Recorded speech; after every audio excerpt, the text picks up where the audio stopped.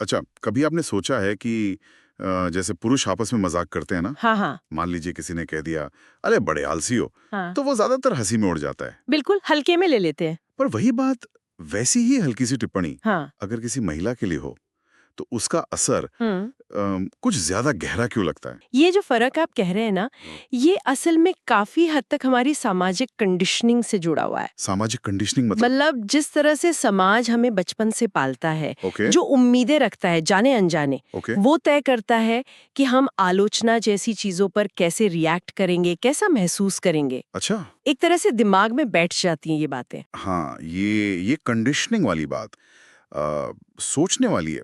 तो क्या इसका मतलब ये है कि लड़कियों को जिस तरह पाला जाता है उसमें ही कुछ है? बिल्कुल। जैसे उन्हें अक्सर क्या सुनने को मिलता है, कितनी अच्छी हो, कितनी प्यारी हो, है ना? हाँ, तारीफें। तारीफें तो बहुत मिलती हैं, पर क्या उन्हें कभी मतलब असफलता या कमी के लिए तैयार किया जाता है?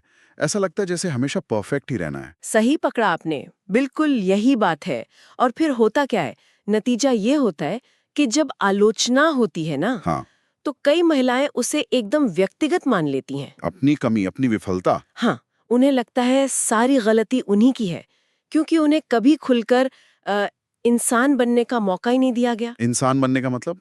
मतलब ऐसा इंसान जिससे गलतियां हो सकती हैं, जिसमें कमियां हो सकती हैं, वो लगातार अच्छा, सही, परफेक्ट होने की जो उम्मीद है ना, हम्म। वो उन्हें अपनी अपूर्णता स्वीकार ही नहीं करने देती।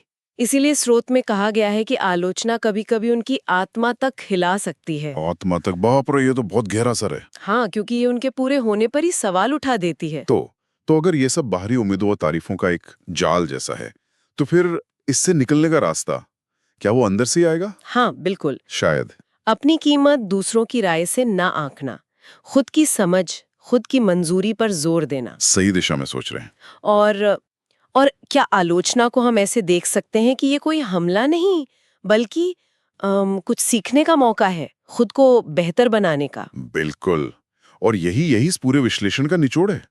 बात सिर्फ अच्छा या परफेक्ट बनने की नहीं है। हाँ हाँ। बात है अपनी कमियों और खूबियों के साथ एक पूरा इंसान होने की। हाँ, इंसान होना। हाँ, और यही समझ हमें वापस अपनी पहली वाली बात पर ले आती है कि क्यों आलोचना महिलाओं को इतनी इतनी गहराई से चुभ सकती है। सही। ये सिर्फ उस एक कमेंट की बात नहीं होती, ये उन सालों के सामाजिक दबावों का नतीजा होता है। मतलब ये बहुत परतदार मामला है। हाँ, इन दबावों को पहचानना, उन्हें समझना, यही बदलाव का पहला कदम है।